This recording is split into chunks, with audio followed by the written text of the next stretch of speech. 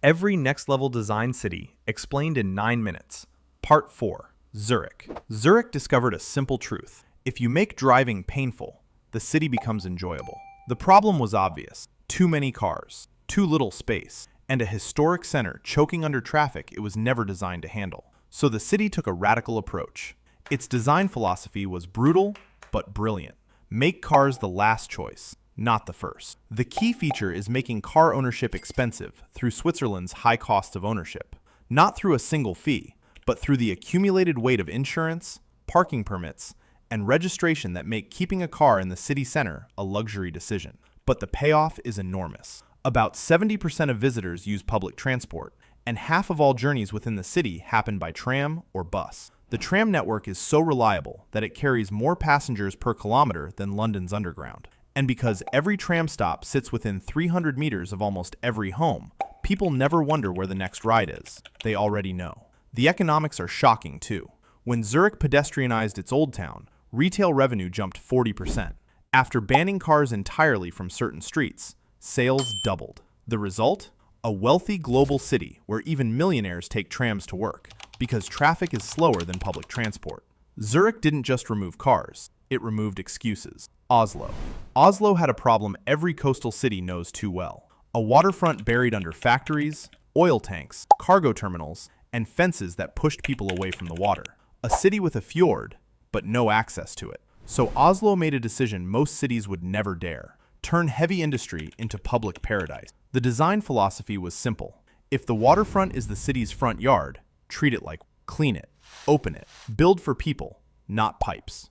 The transformation began with the Aker Brygge redevelopment, a massive private investment that paid off spectacularly. Because when the area reopened, waterfront properties became some of the city's most coveted real estate. Shops, apartments, and offices replaced storage tanks. Restaurants replaced loading cranes. The waterfront went from no-go zone to the city's living room. The next move was even bolder.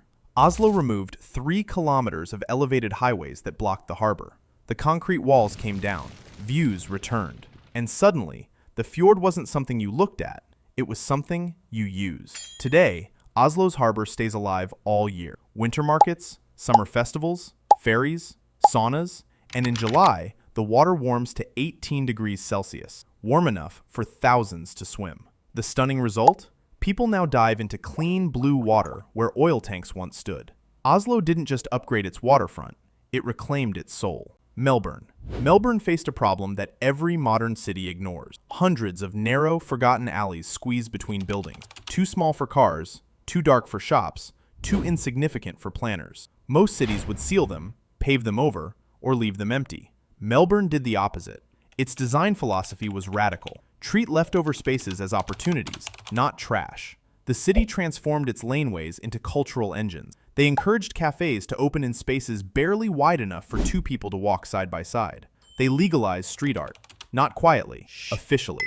Property owners now need a permit just to paint over a mural. The results are staggering. Hosier Lane, barely 100 meters long, attracting 80,000 visitors annually, or over 1 million, according to some reports. This street art scene powers a $60 million plus boost to the city's tourism revenue, turning walls into wealth. The laneway network employs 15,000 people in cafes, galleries, and boutiques, tucked into spaces smaller than suburban garages. And despite occupying just 5% of city street area, laneways carry 30% of Melbourne's pedestrian traffic. Business density is unreal. Center Place fits 40 businesses into an area the size of a basketball court.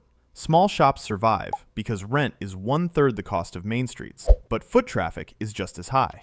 The result is a maze that feels magical, not messy. A city where getting lost is the whole point. Melbourne didn't fix its alleys. It turned them into its identity. Munich. Munich faced a quiet but serious problem. Modern cities were becoming isolated. People lived close together, yet barely interacted. Public life was fading. Munich refused to accept that. Its design philosophy was beautifully simple. If you want people to connect, give them places built for connecting. So the city doubled down on its most iconic infrastructure. Beer gardens. Not bars, not restaurants, but outdoor living rooms woven directly into the urban fabric. Munich now has 180 beer gardens, each capable of hosting thousands. The Augustine Keller alone seats 5,000 people and even has its own tram stop. These spaces are intentionally democratic. Families, students, tourists, workers, all sharing long wooden tables under thousands of trees. The details are brilliant. These gardens thrive because the city protects them as cultural infrastructure. By law, guests can bring their own food, a tradition dating back centuries that keeps beer gardens accessible to everyone, regardless of income. And the culture proves it works. Munich maintains Germany's lowest crime rate year after year, and its beer gardens serve as living proof that public spaces designed for genuine connection strengthen communities. The result? A city where public happiness isn't accidental, it's engineered. Munich didn't build parks or plazas. It built community, one shared table at a time. Stockholm was born with a problem most cities would consider impossible. It wasn't built on one landmass, but on a chain of islands separated by cold, shifting water. For centuries, this geography made daily life slow, fragmented, and unpredictable. Then, Stockholm flipped the script. Its design philosophy became crystal clear. Don't fight the water, use it. The city stitched itself together with 57 bridges, turning scattered islands into a unified urban fabric. Neighborhoods, once divided by water, gained direct access to each other, creating seamless movement across the archipelago. But the real innovation sits on the surface. Stockholm treats ferries like trains. Your regular Metro card works on boats that connect the islands throughout the day. In winter, specially designed ice-class ferries continue operating, built to handle frozen conditions that would stop ordinary vessels. Density works differently here too. Gamlestan, a medieval island housing 3,000 residents, packs in some of Europe's busiest streets. Other islands specialize: artists on one, finance on another, recreation on the next. Tourism thrives because of this layout. The archipelago's 30,000 islands attract visitors year-round, recently earning recognition from National Geographic as one of the world's top destinations. The result? A scattered geography that became Stockholm's greatest strength. Stockholm didn't overcome its islands. It turned them into its identity. Chicago faced a problem that almost every major city failed to solve. Developers wanted the waterfront. Investors wanted towers. And the shoreline of Lake Michigan was disappearing behind private walls. Chicago made a decision that changed its future. The lakefront belongs to people, not profit. The city locked its design philosophy into law more than a century ago. No private development on the shoreline. The result is astonishing. Chicago now has 31 kilometers of uninterrupted public lakefront, one of the longest urban waterfront parks on the planet. That decision still pays off today.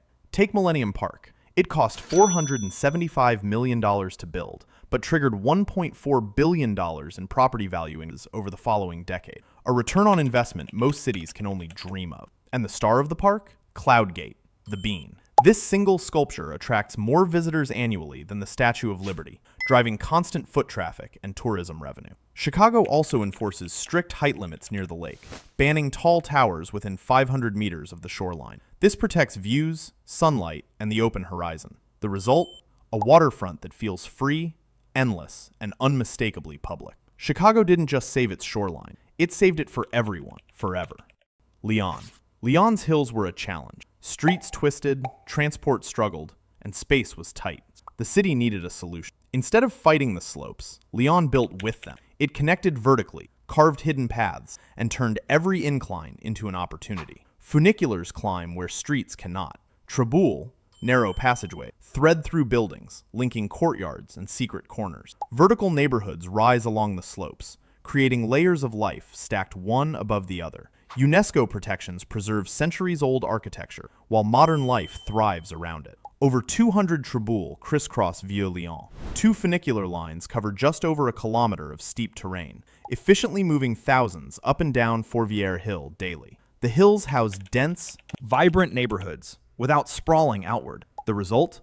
A city built upward, inward, and cleverly across slopes. Hidden stairways, secret courtyards, rooftops with sweeping views. Every corner surprises. Lyon proves that when the ground tilts, creativity rises, and every slope hides a story waiting to be discovered.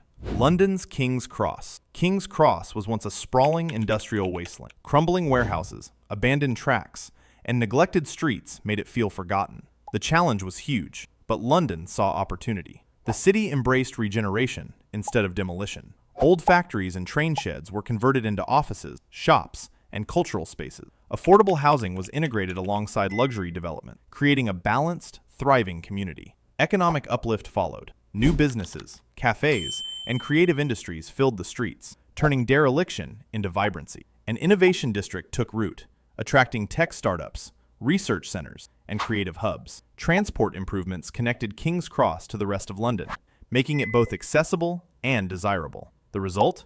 A neighborhood built on old bones, where history meets modern life, and commerce blends with culture. Streets once empty now buzz with activity. Public spaces invite gathering, and architecture tells stories of the past while shaping the future.